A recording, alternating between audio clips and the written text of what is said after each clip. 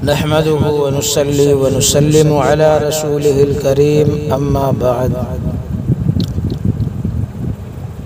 سامعین کرام، خواتین و حضرات، میرے مسلمان بھائیوں اور بہنوں،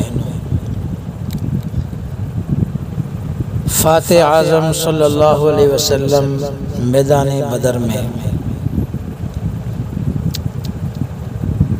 جنگ بدر کا واقعہ آپ نے یقیناً سماعت فرمایا ہوگا،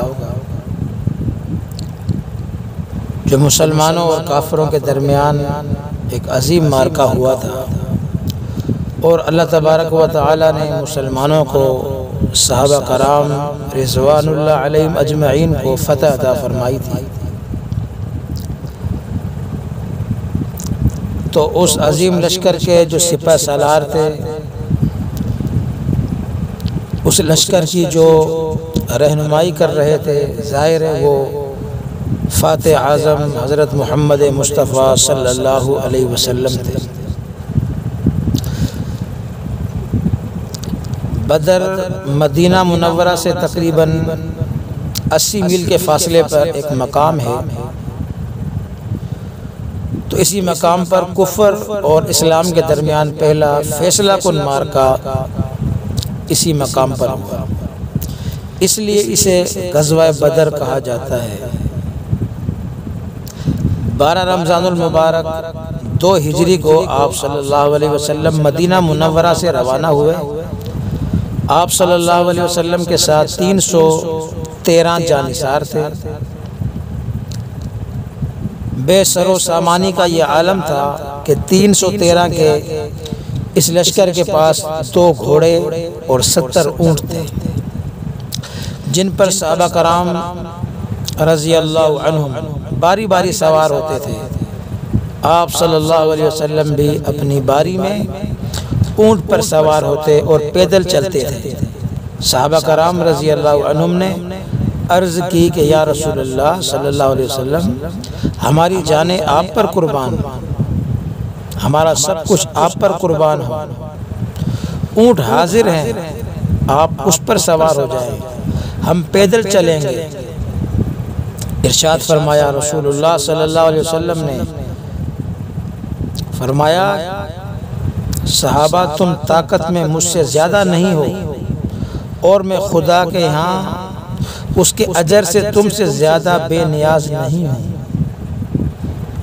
جس طرح تمہیں اللہ تبارک و تعالیٰ کی ذات سے ثواب چاہیے، اجر چاہیے، تو مجھے بھی چاہیے، تو لہٰذا میں اپنی باری میں پیدل چلوں گا، اور جب باری آئے گی سوار ہونے کی تو سوار ہو جاؤں گا۔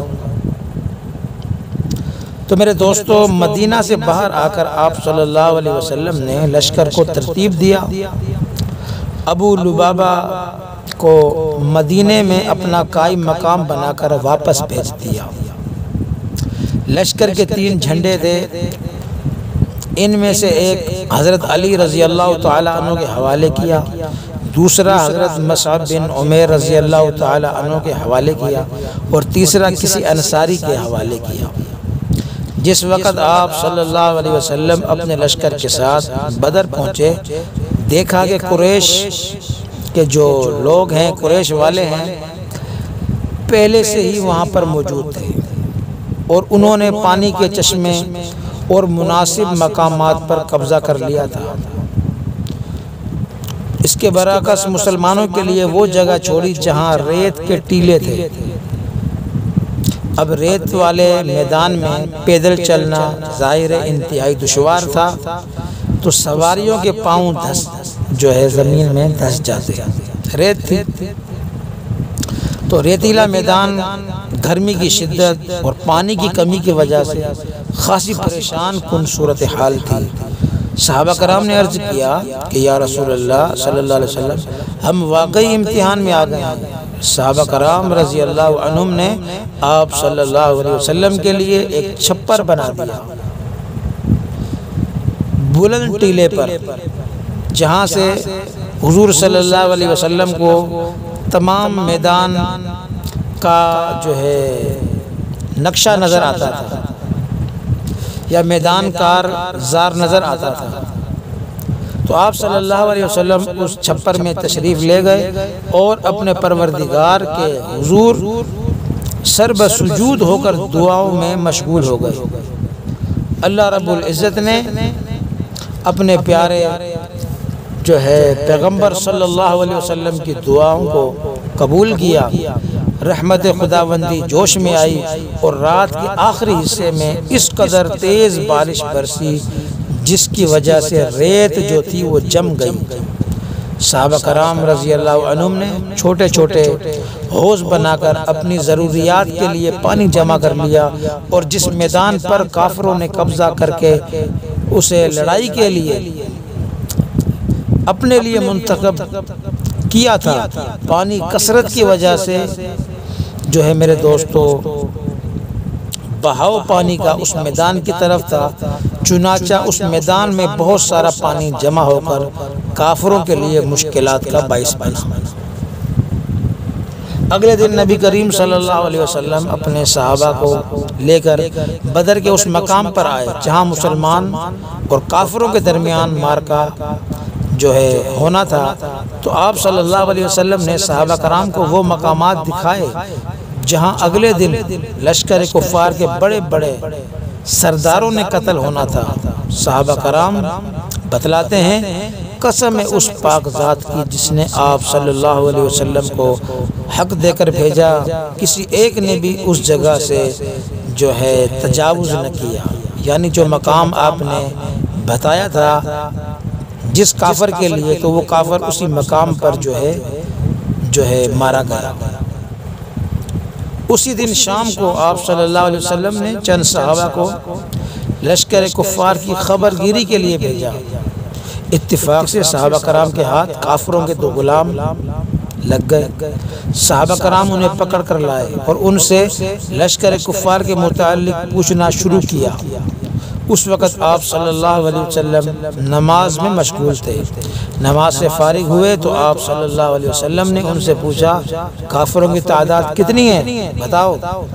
تو ان غلاموں نے جواب دیا، ہم کو تعداد معلوم نہیں۔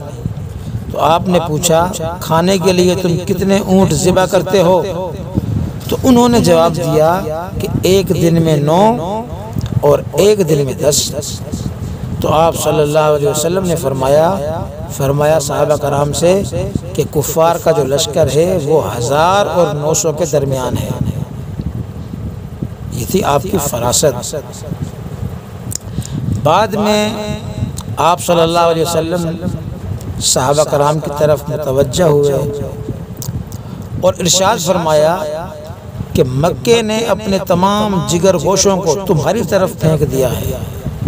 یہ رات بھی آپ صلی اللہ علیہ وسلم نے اپنے رب کے حضور نماز اور دعا میں گزار دی۔ صحابہ کرام فرماتے ہیں، بدر میں لڑائی کی رات ہم میں سے کوئی بھی ایسا نہ تھا جو نہ سو رہا ہو، یعنی سب صحابہ کرام رات کو سو گئے سوائے محمد صلی اللہ علیہ وسلم کے کہ آپ نے تمام رات نماز اور دعا گرہ زاری میں جو ہے گزاری۔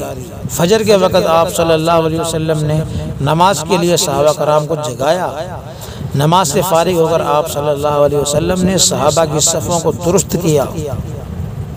اہل ایمان کی مختصر سی جماعت جن کے پاس 2 گھوڑے، 70 اونٹ، 8 زرہیں، 6 تلواریں تھیں میرے دوستو، جبکہ مقابلے میں کفار کا لشکر پوری جنگی تیاری کے ساتھ آیا تھا۔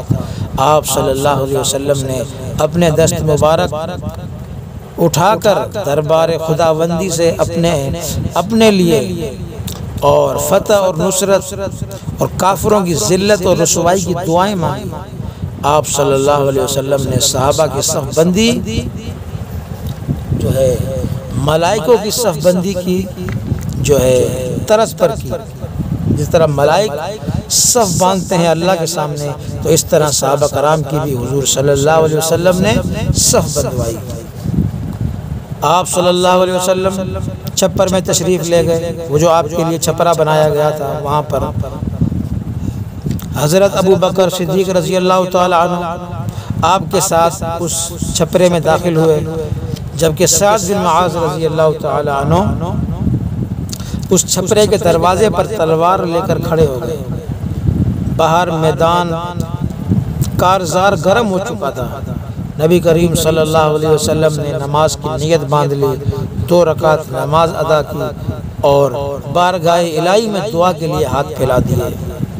حضرت ابوبکر صدیق رضی اللہ تعالیٰ عنہ فرماتے ہیں کہ اس وقت آپ صلی اللہ علیہ وسلم پر خشوع اور خضوع کی ایک خاص کیفیت طاری تھی۔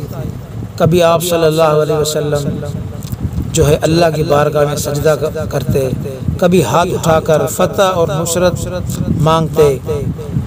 فنائیت کا یہ عالم تھا کہ آپ صلی اللہ علیہ وسلم کے شان مبارک پر، شانوں پر یعنی کندھوں پر ایک چادر تھی۔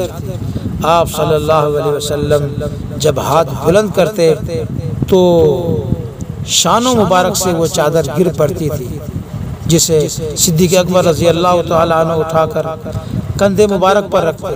جب کافی دیر تک یہی حالت رہتی تو صدیق اکبر رضی اللہ تعالیٰ عنہ فرماتے مجھے آپ صلی اللہ علیہ وسلم کی دعاؤں کی قبولیت کا یقین ہو گیا۔ تو ابو بکر صدیق رضی اللہ تعالیٰ عنہ آگے بڑھ کر آپ صلی اللہ علیہ وسلم کے دست مبارک کو اپنے ہاتھ میں لیا اور فرمایا اے اللہ کے حبیب بس کیجئے، اللہ اپنے وعدے کو ضرور پورا کرے گا۔ سیدنا ابو بکر صدیق رضی اللہ تعالیٰ عنہ فرماتے ہیں کہ دعا مانگتے مانگتے آپ صلی اللہ علیہ وسلم پر نیند طاری ہو گئی۔ کچھ دیر کے بعد آپ بیدار ہوئے اور صدیق اکبر رضی اللہ تعالیٰ عنہ سے مخاطب ہو کر فرمایا کہ اے ابو بکر تجھ کو بشارت ہو، تیرے رب نے جو ہے تیرے رب نے مدد بھیج دی۔ ابو بکر تجھے مبارک ہو کہ تیرے رب کی مدد آ گئی۔ یہ جبرائیل امین ہیں جو گھوڑے کی باگ پکڑے ہوئے، گھوڑے کی لگام پکڑے ہوئے ہیں اور ان کے دانتوں پر غبار ہے۔ اس کے بعد آپ صلی اللہ علیہ وسلم چھپر سے باہر تشریف لائے۔ آپ صلی اللہ علیہ وسلم نے حضرت جبرائیل امین علیہ السلام کے اشارے پر ایک مٹھی جو ہے مٹی کی لے کر مشرکین کے چہروں پر پھینکی۔ بس یہ خاک مٹی کا پھینکنا تھا کہ لشکر کفار میں جو کھلبلی مچ گئی، افراتفری مچ گئی۔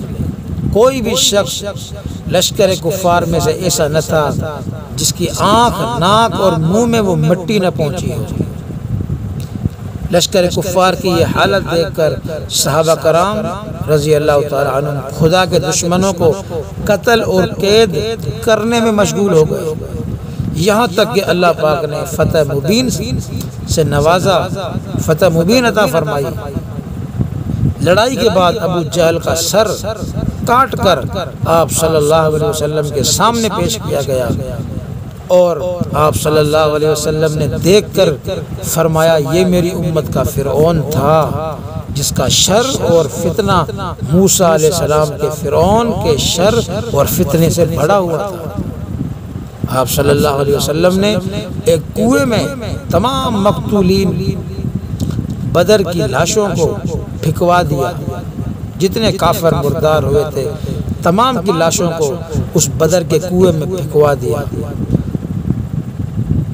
اور پھر اس کنویں یعنی جس میں مقتولین بدر کی لاشوں کو پھینکوایا تھا، اس کنویں کے کنارے کھڑے ہو کر سرداران قریش کے نام پکارے آپ نے فرمایا یا عتبہ، یا شیبہ، یا امیہ، یا ابا جہل۔ اسی طرح دیگر سرداران قریش کے نام لے کر فرمایا اے گڑھے والو، تم نے اپنے نبی کے حق میں بہت برا کیا، تم نے مجھ کو جھٹلایا اور لوگوں نے میری تصدیق کی، مجھے سچا مانا، تم نے مجھ کو نکالا اور لوگوں نے مجھے ٹھکانہ دیا، تم نے مجھ سے قتال کیا، لڑائی کی اور لوگوں نے میری مدد کی، امین کو تم نے خائن بتلایا اور صادق کو تم نے کاذب کہا، جھوٹا کہا، معاذ اللہ۔ اللہ تعالیٰ تم کو برا بدلہ دے، برا صلہ دے۔ میرے دوستو، اس کام سے اور شہداء بدر کی تدفین سے فارغ ہو کر آپ صلی اللہ علیہ وسلم نے فتح کی بشارت سنانے کے لیے ایک قاصد کو مدینہ منورہ روانہ کیا۔ اس کے بعد آپ صلی اللہ علیہ وسلم نے 3 دن تک بدر میں قیام فرمایا۔ 3 دن کے بعد آپ صلی اللہ علیہ وسلم اور صحابہ کرام مدینہ منورہ کی طرف جو ہے میرے دوستو روانہ ہوئے۔ اسیران بدر کا جو قافلہ آپ صلی اللہ علیہ وسلم کے ساتھ تھا، یعنی جو بدر کے قیدی تھے وہ بھی آپ کے ساتھ تھے۔ مال غنیمت عبداللہ بن کعب انصاری رضی اللہ تعالیٰ عنہ کے حوالے فرمایا۔ جب مقام روحہ میں پہنچے تو یہاں کچھ صحابہ کرام ملے جنہوں نے آپ صلی اللہ علیہ وسلم اور آپ صلی اللہ علیہ وسلم کے اصحاب رضی اللہ عنہم اجمعین کو اس فتح مبین کی مبارکباد دی، یعنی انہوں نے استقبال کیا، اور اس طرح اللہ تبارک و تعالی نے مسلمانوں کو فتح عطا فرمائی اور کافروں کو اس جنگ میں یعنی بدر کے میدان میں انتہائی ذلیل اور رسوا فرمایا اور ان کو جہنم واصل کیا۔ صدق اللہ العظیم۔